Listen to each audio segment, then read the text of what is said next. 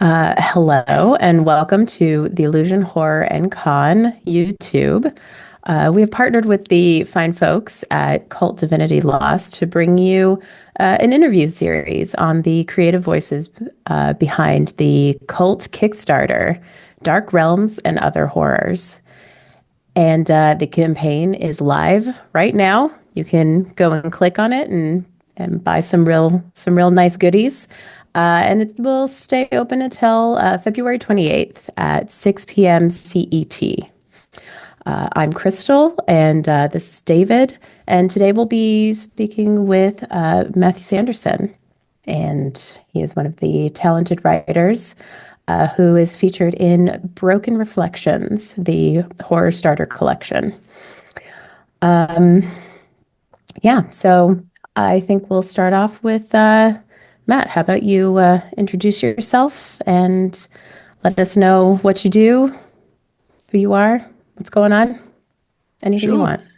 I always find this is the rabbit in headlights moment of I'm going to talk about myself. That's the horrible bit. But Yeah. yeah, I'm Matt Sanderson. Folks may recognize my voice from being one of the co-hosts of the Good Friends of Jackson Elias podcast. Otherwise, my mugshot has appeared in the back of various Call of Cthulhu scenarios or collections for seventh edition over the last few years. But also my name appears in a few other games, Vampire the Masquerade, the Easter Terror Sphere itself, and pretty much anything connected with horror. That's pretty much my bag. All right. Cool. Fantastic. Um, yeah. So for specifically for this cult Kickstarter, you have written a horror starter called Agglutination. So without too many spoilery things, you want to talk about it and how the story came about and how it got into the book. Yeah, sure.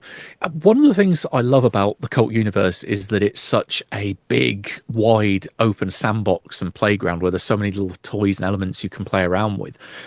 And one of the things that's always appealed to me more than anything else in there is the whole realm of Inferno and those little adjuncts that come off the side of it, and in particular Purgatory. And I've been a fan of Cult for years, and I have the second edition books in particular, including the Purgatory source book. And there's a little subnote in there about a particular type of purgatory, which has always stuck in my mind as being that's a great little playground for you to play around with. Because when you look at like first edition material, like Longfeather's Purgatory, they're very well, they are encapsulated worlds. They're very isolated. They not quite one trick ponies, but they do have a very limited span. I can see them as being something where you would maybe dive into and dive out of as part of an ongoing campaign. Maybe you had to go and rescue someone from there, or you had to get information out of one of them. But having them as a canvas for a isolated scenario, they can be a bit limiting. But then, like I said, there's that one little paragraph which I will veil over. This is the spoilers if you enter here, so I won't mention what particular paragraph it is. But there is a very very definite thing. When you see it, you'll know what I mean. Mm. And also the idea of just starting off with the scenario with a TPK, because it's very rare that I have games where I normally end up killing everyone. So having killed everyone to begin with before the game's even started, I count that as a win straight off the bat for me. But yeah, being able to play around with also characters after death, which is normally the end of a story. But again, another great thing that really inspires me about Cult, that, yeah, you're just going round and round in this cycle. Death is not the end. In fact, it is only the beginning of a load of stories, as per the tagline from first edition. Death is only the beginning. But very few scenarios ever deal with that. It's just, oh, your character's dead, right? You're entered into the machine for reprocessing. Great, here's your next PC, roll them up. No, to actually do something that happens after that moment, I really wanted to seize and take the opportunity to actually do something with that for a change. That's Great. fantastic. Um, you also have contributed Judgment in the Screams and Whispers in the past, and we had the pleasure of having you on some cult panels at the Illusion Con in the last couple of years. Can you give us a bit of how you came to Cult and where you kind of draw your inspiration from? Because we have understood you are very educated on the lore, and only a few can match that type of lore compendium that you carry in your brain. That's a lofty pedestal that I feel like I've been afraid of heights. I might fall off. There was it was actually a friend of mine that mentioned Colt in passing years ago. We used to drive up to a game in Leicester, which, for reference, is about an hour north of where I live, and we'd talk about various things on the way up there. And I think the friend of mine in question, Ian Wilson, if you're out there, hey, I still remember this conversation. That he would educate me on various bits of gaming lore that I'd not yet encountered. Like he was one of the first people to introduce me to the likes of the Grand Campaign Horror on the Orient Express, for example, for Call of Cthulhu, and gradually started filling in little blanks on my kind of RPG map. And one of those tiles that he unveiled for me was Cult, and mentioned about, well, if you like dark horror games and you're looking for something that is a bit more adult and a bit more cerebral, then this might be the kind of thing for you. And of course, I found it, got hold of a copy of the first edition rulebook because it was long out of print by that point. And yeah, just started doing a deep dive and seeing all these connections between different things, even like the card game, for example. Trying to build decks from the Cult CCG, I ended up referencing a lot of the books to work out, oh, so this is why this card connects with this one, and gradually filling in to how to build a proper deck in that game. Tips and tricks, if you ever do get hold of any of those cards, definitely pick up a copy of the Legions of Darkness source book, because that is invaluable for building a deck for that card game. But yeah, just almost like not quite choose your own adventure, but definitely that same kind of feel, reading the book and then seeing all these connections go off to the different source books and the different parts of the universe and different lore. It was just a grand exploration for me. And it's something that I haven't really had that much experience with in other RPGs, that other universes that they craft aren't as big, rich, deep, wide, and frankly, as dark as hell. And that's what really appeals to me. Plus drawing in various bits of real world occultism, even though the terms for the Cryptoth and the Sephiroth, even them opening up whole areas of research on Kabbalah that I hadn't gone down. But yeah, it's just a wonderfully dark, alluring setting, and it just grabbed me and pulled me straight in. Fantastic. Yeah, I think a lot of people can relate to hearing about Cult and being like, wow, this is the first like truly dark game that I've been able to sink your teeth into. I guess let's go back a little bit further. How did you get into horror writing in general? What was your journey through the depths of horror writing? A lot of luck comes in play here.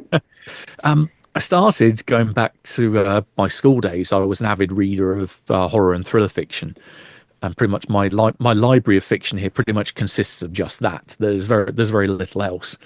You've got the likes of looking at my bookshelf off to the side of me. You've got Frederick Forsyth, Robert Ludlum, Stephen King, Richard Lehman, Wilbur Smith, James Herbert, and yeah, it gives you an idea of the kind of stuff that I steeped myself in from a young age. And I was introduced to role playing in general about 2 weeks before my first GCSE exam as a way to keep me sane, because a friend saw that I was going nuts from revision and really starting to pull my hair out with stress, and it was a Vampire Masquerade LARP, and he suggested, take yourself out of reality for a little bit and calm down. So being a horror game, again, it interested me, and that then led to the likes of making friends, and then say meeting Ian, and he introduced me to Cult, and finding all these other games out there that interested me, and eventually stumbled across the likes of Call of Cthulhu. And that led me to the MK RPG role-playing club, where they had a convention, or they still have. So if you're ever in the Milton Keynes area around March and September, pop along to Concrete Cow. It's a one-day event that we hold twice a year. Back in the day, this must be 15 plus years ago, they used to invite guests of honor from the UK RPG community. So you had various authors and publishers that would turn up. And one time, just as I was putting putting my toes into the water, actually offering scenarios that I'd written at the game table on a convention day. I offered a Delta Green scenario and thought, okay, if I get sign-ups, all good. Only to then have Graham Walmsley and Simon Rogers from Pelgrane Press turn up and signed up to play my game.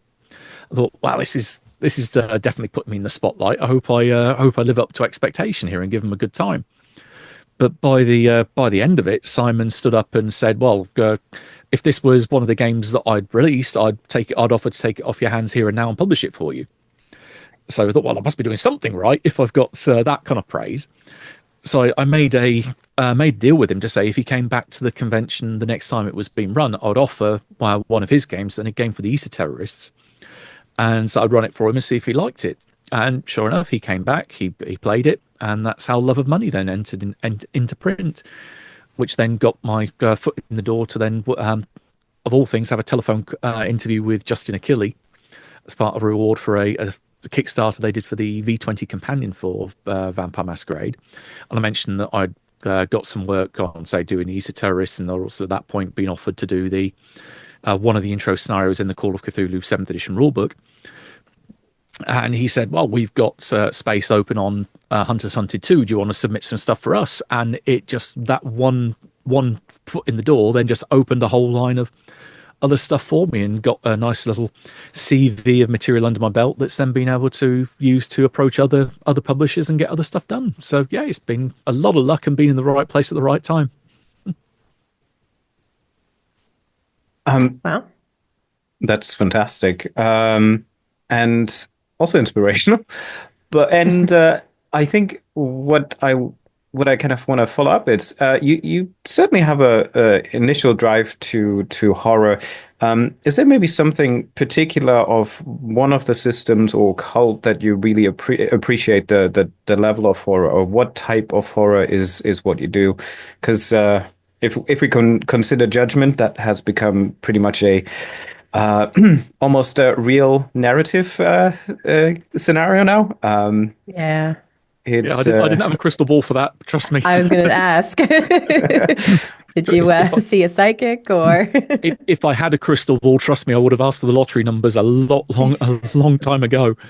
But yeah, it's yet to work for that. No, I suppose the main thing for me, what I really would like to do is I like to have what I refer to. I've called it the WTF moment on the Good Friends of Jackson Lies podcast a few times. That's the real draw for horror for me, is that moment when the rug gets pulled out from under you and suddenly the world is not what it seems, that everything that you thought, how the laws of the narrative worked, suddenly get ripped away, and you are left floundering going, what, literally WTF. And I like to have that in my fiction at some point, or at least in the scenarios I write. There's that moment when everything gets turned on its head and just things take a sharp left turn, whether that be in a almost Lynchian fashion. You could probably describe it. I'm a big fan of the films of David Lynch, but with the gore and viscera of a good early Clive Barker story as well. So stuff that makes you kind of sick to your stomach, but also go, wow, that's kind of different and interesting, and I didn't expect that to happen.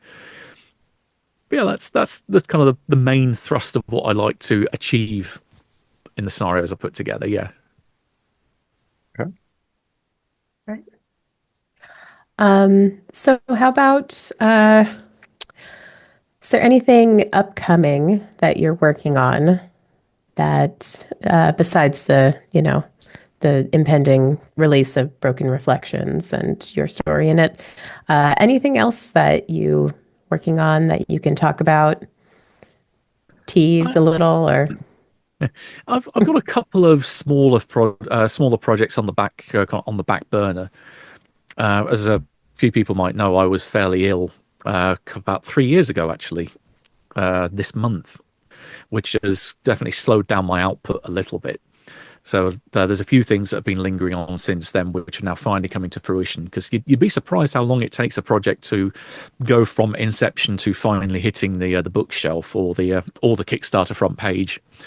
So yeah, it can take a while for those things to manifest. But now that a lot of the bigger projects are out of the way, I've got a few smaller ones that have been sat towards the back that I've had thinking, I'd really like to get that finished at some point. Like, I've got a collaboration with a good friend of mine to do a Morkborg setting book.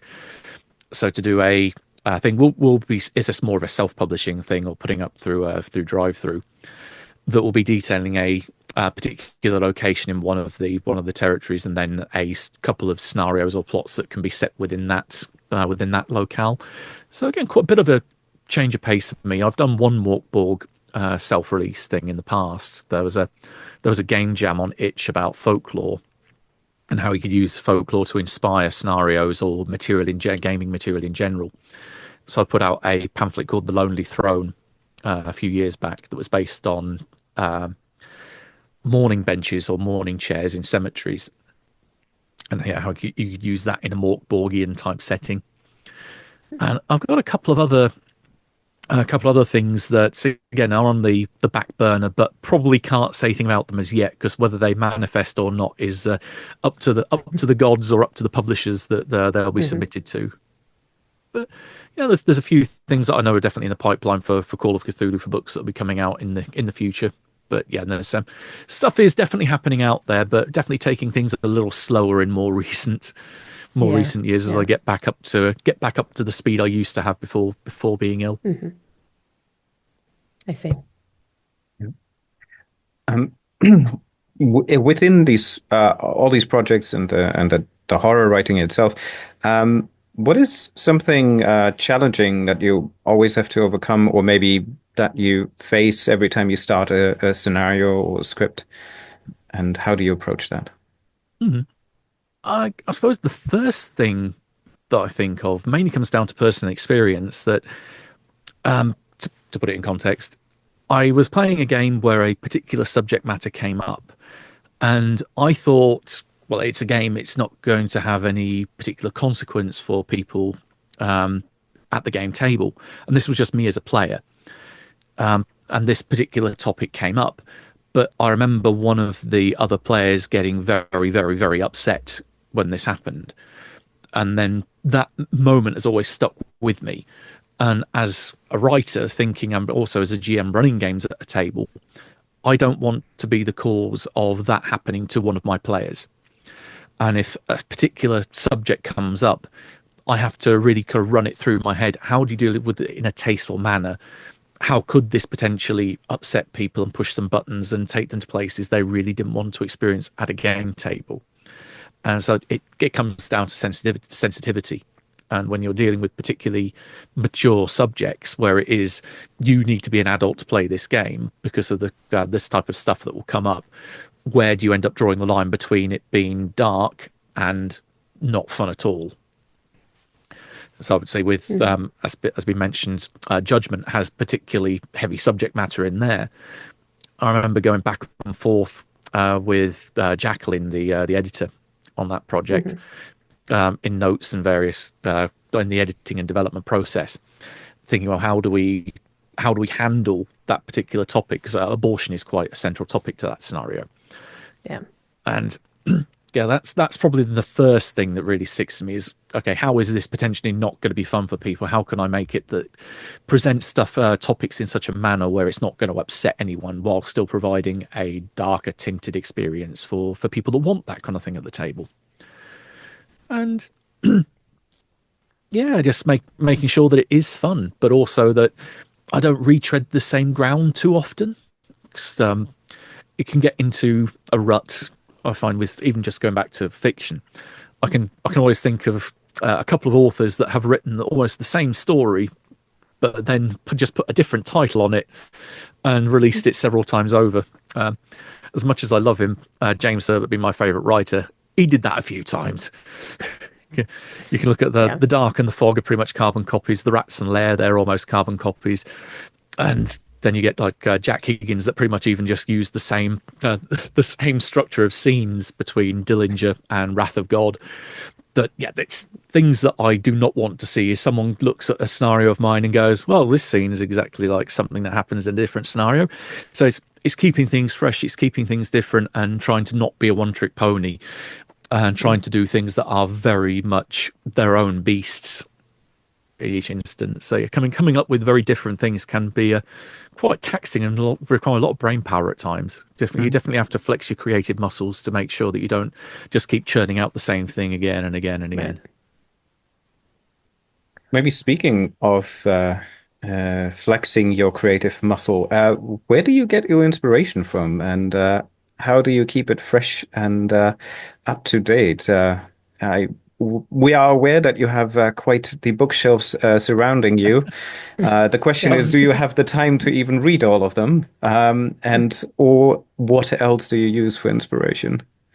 Oh, I wish. If I ever finally get the opportunity to retire, the first thing I'm doing is just locking myself away and just trying to get through all the books I've got here. But yeah, I would love to have read them all, but there isn't enough time in anyone's life to be able to do that. I've got plenty of books, definitely, that I've got in that pile of. I would love to get round to it, but a lot of my inspiration for scenarios set in the real world comes from folklore. So I've got lots of details, books, collections of mythologies, folklore from around the world that I found as quite nice, easily digestible pieces of information that they're almost akin to short stories, that they're short, they're easily digestible. And if I find something that immediately latches onto me, that it has potential, that goes in a kind of file at the back of my brain saying, right, use this. This is a definite contender.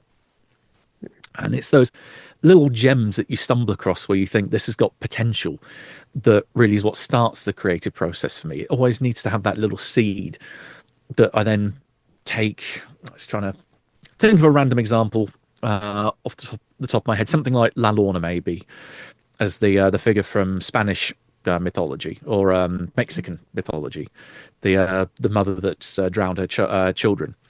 That you could take that little kernel, you could drop that into Cult quite easily and maybe have it as a god of Elysium, or maybe even potentially a god on the outskirts of Gaia. It's maybe a force of nature, maybe it's a force of a god that humanity has brought into being with its the mass subconscious. Hell, you could even throw it into Unknown Armies, thinking of that.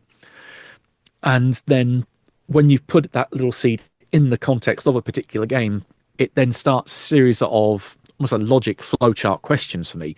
How does it interact with the setting in this way? How does it do this? How does it do that? But always in keeping the game context as what frames my answers. So you're going to have a very rapidly different scenario if you put that little creature into Call of Cthulhu than you would into Cult.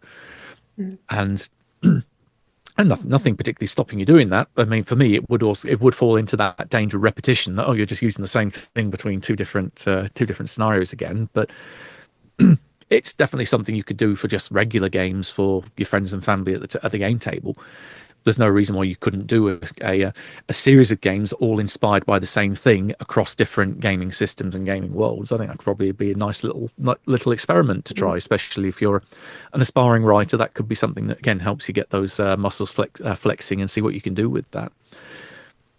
But yeah, just letting it sit in that setting and then watch it grow amongst all the other elements in that world that it can bounce off. And it almost just seems like a series of having that one little domino that falls, and then that hits 2, that hits 4, and it just cascades into something bigger. And yeah, I'd like to be able to quantify where it is that spark comes from that tells me that's something that's gaming material. But I'm yet to put my finger on exactly where that little ping comes from. But yeah, something happens in my brain that tells me this is a good starting point for a scenario. Yeah. That's nice. I guess that train of thought leads me to my own curiosity about the play testing of your scenarios. I guess we can focus specifically on agglutination. If you can tell us a little bit of the process of play testing and refining, how, if you did multiple groups, like how did that change or not change your end product? Mm-hmm. I can definitely do some peek behind the curtain on that without giving too many spoilers away. Yeah. That I learned a lot of my playtesting style from back in the day when I played a couple of games that were released around the similar time called Hot War and Cold City. That they refer to their scenario structure as situations rather than scenarios. That you set up a problem, you set up an event, you set up something that is the start of a scenario, and then you just throw the players in and let them run wild. So I like having that strong beginning with a logical set of background to say these are the events that have led up to this particular moment where the scenario starts. And this is the impetus that then means that the characters have something to do within that situation or within that setting. But then that's almost the extent of how I start with the very first play session I'll have. I'll have a few bullet points of these are things that they can interact with that I would like to see as set pieces within that playground. But otherwise, I really take my cue on what players do from that point, because I've learned the hard way that if I sit down with a kind of plan of, well, this is your starting moment, and obviously they can go in X, Y, or Z directions. Now, players will find every other letter in the alphabet up until those 3 points that I'd had in mind. Absolutely. Yeah, so I thought, well, why even think about trying to dictate or trying to predetermine where they're going to go? Use actual players to help guide. Well, these are the routes that they are most likely to pick based on these are what actually players did. And I very much use their initiative to then prompt what I then write later on. There's also part of me that goes, I don't want to end up writing all this stuff if A, if it's not going to get used, A, it doesn't work, and B, it's never going to see light at the game table. I'm quite practical in that sense, that I'm only going to really put something down on paper if I know it's going to work. And that very, very much comes out of the playtesting process, which does mean I end up playtesting my stuff a lot. I use conventions quite a bit to do that. That I'll offer games at cons, and then I'll have, maybe if I run it 3 or 4 times over the course of a con that lasts a week. Like recently, I've been to Contingency, the highlight of my gaming calendar, because it's pretty much a whole solid week of gaming that takes place over in Hunstanton. If you're in the UK, definitely catch up with it. It's a brilliant convention. I ran a game of Vaesen there over 4 slots over the course of the weekend, or the course of the week rather, and seeing different people with the same setup go in so many different directions, thinking, yeah, this is good. I've got a nice little scenario that won't keep me as the GM bored if I ever want to run it again, because I can see that people go in so many different directions with it. And again, that's a key thing for when I want to run pre-published material. That I want it to be something that I'm going to get a lot of mileage out of, that if I can run it multiple times and not be, I don't want to say bored, that's the wrong reaction really to it. If I don't want something that I'm going to end up going the same way every time, because then it just gets a little dull for me as a keeper or me as a GM. That if it's something where I sit down and I have no idea how the PC is going to react to this, that's great for me because it keeps me on my toes. And yeah, to have that that kind of feeling when I'm playtesting is great, because I don't know what they're going to do, but it's going to certainly inform the final piece when I put it together. And then I find which are the most interesting routes, which are then also routes that multiple groups went down. So it gives a hint to the GM to say, these are, from my experiences, the most likely route. But then I can do a little bit of extrapolation to say, well, other groups maybe veered off slightly in this other direction, or other groups maybe could have attacked it like this if they made one decision slightly differently. So yeah, I think playtesting is an integral part of putting these kind of scenarios together. Yeah, absolutely. I had a question. Hold on.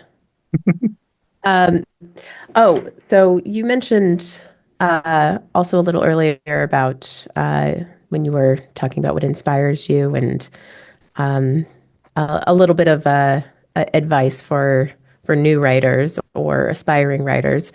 Do you have any other advice, or the pinnacle of advice in your mind, Or as maybe far the other as what to way, do if you what are, they shouldn't do as well. or yeah, that's also Also good advice. Oh, yeah, there's plenty of things I could say. Don't do this, don't do that. But you still find scenarios where they're published. So some people like them. That's just going to be down to personal preference. But things for me, as a personal bugbears, and I will say these are very personal issues. I hate language barriers in games, and I hate unnecessary stumbling blocks. Like I've had experiences where you could be walking into a situation where you are a native English speaker and everyone else around you speaks Urdu. What's the point? What does this actually achieve at the game table other than frustration where you are not being able to interact with what's going on? Don't put unnecessary stumbling blocks like that in games. They're not worth it. Then they're not key. They're not fun. At least they're not fun for me. But your view may vary, especially if you want to have games that amp up that isolation or helplessness vibe. If you're not able to communicate with those around you, again, not knock yourself out if that's the thing you want. It's just not for me. But yeah, the thing I'd recommend above all is read lots. Read lots of, if you're wanting to write a game for, say, for Kult, look at the scenarios out there and you'll see that there is a huge breadth that people tackle them in different ways. I think Broken Reflections is probably going to be a very good book for that purpose. That all the horror starters that we've put together, they're different lengths, they're different settings, and they have different ways even for the character generation in each of those games for the types of PCs that are going to be dropped into them. See the kind of creative things that people can do with this system, and don't be afraid to try something different. By all means, feel free to take inspiration from these and see, oh, that's a nice idea, but don't think, oh, I just want to copy that. Think, what could you do with that in a maybe twisting it slightly, putting it in a different setting, putting it in a different context, and use that as going back to my earlier analogy, use that as your little seed of inspiration to put down somewhere and let it grow in a different setting. But yeah, also immerse yourself in lots of fiction, immerse yourself in lots of film, because you'll find that there's little moments in games that you think, oh, that maybe reminds me of this particular film I saw or this particular book I read a long time ago. But there's certainly no harm in taking inspiration and liberal wholesale stealing of certain elements particularly from film. Like I've done a scenario fairly recently for our Blasphemous Tome fanzine that we produce for the podcast, that is very much a love letter to James Herbert, involving very large rats and lots of gruesome death of young kids, babies, and such, which was very much a staple of the Rats trilogy that he wrote. So yeah, don't be afraid to draw on things you love in horror or even in just other fiction in general. Just again, make the story your own, how you present it at the game table your own, but take that inspiration wherever you can get it, and you just immerse yourself in all that fiction that's around you, because we have such a breadth of it now, particularly in the world we live in, with all this huge back catalogue that you can get online or order at your local bookstore, wherever you want to get your media and consume it. I'm very much a advocate for physical media. It says my wall of DVDs downstairs, and of course the rows of books around me. But yeah, get it wherever you can. Great. Cool. Fantastic. Yeah, I think with that, we're coming to a end of this short interview, and for the insight into Matt Sanderson's creative mind. Matt, where can people find you if they want to bug you about more questions? You would never bug me. Never think of it as being an inconvenience. I'm quite open for people to reach out of the blue, so don't be afraid to come out and poke me.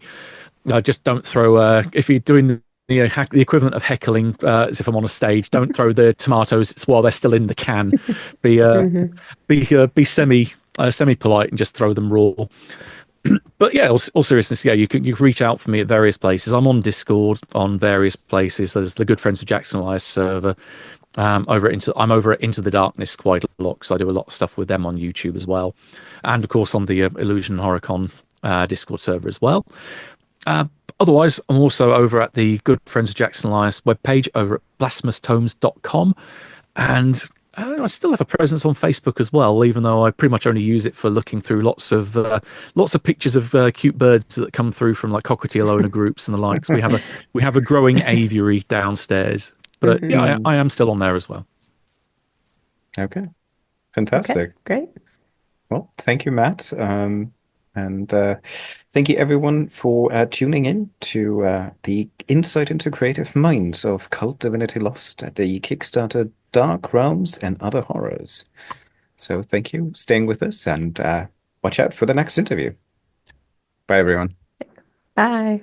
Bye.